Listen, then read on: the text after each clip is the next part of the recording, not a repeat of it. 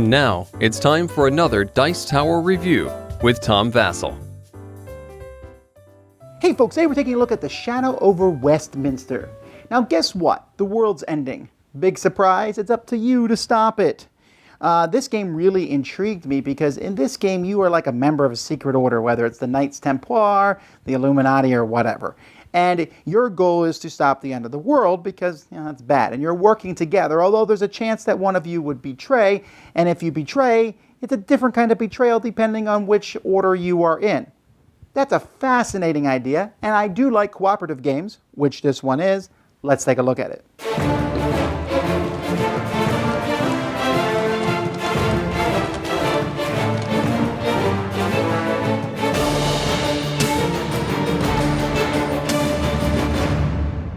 At the beginning of the game, each player is going to pick which character they like to be. You can be the Watcher, the Illuminati, the Outsider, or the Templar. Each one has two different things. You can be like Knight Templar or Templar Chosen, the Outsider or the Dark Outsider, Illuminati Presence or Illuminati Shadow, the Watcher, or the Rogue Watcher. There's really, they play pretty much the same. They just each have a different special ability and each have a master ability which becomes unlocked at a certain point in the game. Each player is going to get a deck of cards made up of basic investigation and personal case log cards. This deck, they have different backs. You can tell which card's which. Will be shuffled, and you will have a handful of 3 cards at the beginning of the game. Your character piece is placed here at the agency, and then players take their turn. The first thing you'll do in your turn is you draw a darkness card, and usually it will bring darkness somewhere. So here, darkness at the warehouse. Sometimes the darkness cards, which are going to be at different locations, sometimes they'll say take exposure, which means you'll get an exposure card which is added to your deck, which is pretty much worthless. You then have an action you can take on your turn. Your action can be resting, which gets rid of all exposure cards that you might have in your hand at that point in time. And then you can move somewhere. There's different spots to move, like there's a spot only one person can go to warehouse, 2 people go to museum, university, 4 people can go to underground, and you can go to the cataclysm. Well, what is this cataclysm down here? There's nothing even there. Well, actually, there will be something there. At the beginning of the game, you'll randomly draw a cataclysm card. You don't know what it is, and you'll place it there. It's going to be how the world ends somehow. Either a gate to hell, the Ancient One, the Watcher's Betrayal, the Rift War, Armageddon Clock, Outsider's Betrayal, Hive Mind, Ragnarok, Otherworld Beacons, the Dark One Walks, the Traveler, the Horseman, Manufactured Plague, Templar's Betrayal, Illuminati's Betrayal, the Singularity. So one of those is going to be the Cataclysm. That's what you're trying to beat. That's what you're trying to get rid of to win the game. So anyhow, you can go to an area and then you can spend cards to do something at that area. So if you're at the museum, you can spend cards to buy an artifact. You're going to have to spend cards that give you this book that's researching. So I would need to spend 3 of those, and then you would add this card to your deck. Whenever you get new cards, you'll add them to your discard pile. And at the end of your turn, you can discard as many cards as you want, and you draw new cards. And if your pile runs out, you shuffle your discards in. So you can buy these cards. This one here is another research, but also gives you a special ability. If you go to the warehouse, you need to get a certain amount of research. So you can play that, and it can add. You can play this from turn to turn. So you can play research from turn to turn and slowly add it up. But if you ever leave for any reason, that research goes away, or investigation goes away, I'm sorry. And then once you defeat it, you'll keep this card, and hooray! You also clear out all the negative darkness at that location. The underground is the same thing, except there's multiple people, and then the number that you need to defeat it is going to be much higher. If there's no card when you go to one of these spots, you will turn over a card to see what it is, and these cards can go all the way up to 8. There's a lot of flavor text in the card, but basically just this number in the bottom corner is what matters. Those cards are important because once you have those cards, you can go to the university and you can drop these cards in there. And once you've dropped in 2 cards, this token moves up. Now that token is a big deal because that token is going to allow you to have more cards in your hand. Players can only have 3 cards in their hand, but then we'll eventually get to 4 cards, 5 cards. When they get up here, they unlock their master ability, and then 6 cards. When they get to level 5, the Cataclysm card is revealed. Oh no, it's the Dark One walking. Now there's a chance that these Cataclysm cards will cause one of the players to become a traitor. But this Cataclysm essentially, let's say it's a 4-player game, I just need to go down there and get 32 investigative points, and then you beat it. But it also gives a special rule here. So whenever darkness appears in any other location, an agent and location are immediately moved to the agency. So you got to be careful, because as these places get exposure, let's say the university here gets a fourth exposure added to it, you clear these out. Any cards that were being saved there are gone. If there are any agents there, they get sent back to the agency, and a darkness is added to the cataclysm. When the darkness takes its 6th cataclysm, all players lose the game, unless there's a traitor, of course, in which case that traitor wins. I forgot to mention one last place you can go to is the agency itself, where you can go and spend some research to get an advanced technique investigation card added to your deck. Or if you have 4, you can buy a specific card from a pile of cards that's for you. So for example, the Templar, this card gives 3 investigative points and also lets you draw a card and either discard it or trash it.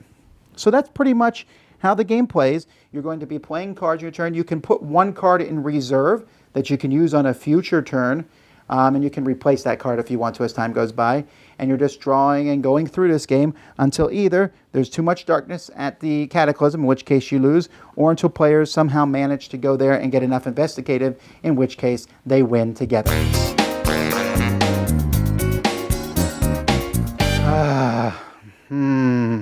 All right. Components are okay. The board itself is dark. The artwork is dark. I mean, I know it's supposed to be dark. The world's ending and all that, but it just... And there's like some things like, ooh, the cards have different backs, so you can see what they are when they come up in your deck. Not that big of a deal. Like even these darkness cards, you know, like darkness at the warehouse. It's just very generic. The whole game just has this very generic feel. And the problem is, the part of the game that I'm most interested in, which is these Cataclysm cards. These all different cool things, but essentially they boil down to the same thing. This one needs 32, this one needs 45, and there's a small rule change, which is a real pain in the neck, right? But they don't feel that different. Even when someone betrays, the outsider's betrayal, and you could read, I guess, these different things, but they don't feel that different. They change a rule to the game, but it's hard to explain. It just doesn't feel it. It's the same thing. The problem is the game doesn't feel that different. It takes your typical something bad happens, stop it with good things. And it does a deck building aspect, and I like deck building, but this game is a poor deck builder, first of all. You start with some basic cards, and to do well in a deck builder, you need to buy better cards. Well, you can't buy really better cards, you buy samey cards. Now, when you complete an investigation, I forgot to mention, you do get a talisman card, which is a research added to your deck, and so there's some benefits there, but these talismans are one more research point. The coolest thing about this game is that each character has their own special cards. Like, oh, wow, that's great. They all cost 4. You start with 3 points in your deck, which means you need to get all 3 in your hand at the same time, which you can do. You can put 1 there in the pile and then get 2 more. And then, 1 in your reserve, draw the other 2 and get 3. Okay, that's not impossible. That's 3. To get the 4th one requires you to get 3 in your hand and 1 there, which is almost impossible at the beginning. A little bit easier if you manage to get your hand level up to 4 or 5, but at that point, the game is already cranking and it's a little late for those cards. There's no, better cards. There's the lame-o card you start with at the beginning, equally lame-o cards you can buy, and slightly better cards, which are very difficult to get, and if you spend too much time getting those, then you really aren't fighting the bad guys. Not to mention, there's a lot of unfun things. You're like, I'm going to go to the warehouse. Oh, it's 8. I don't even have 8 points of investigation in my deck. You should say, well, wait till you have 8 points before you go there. Again, how do you get all that investigative? You actually have to do something.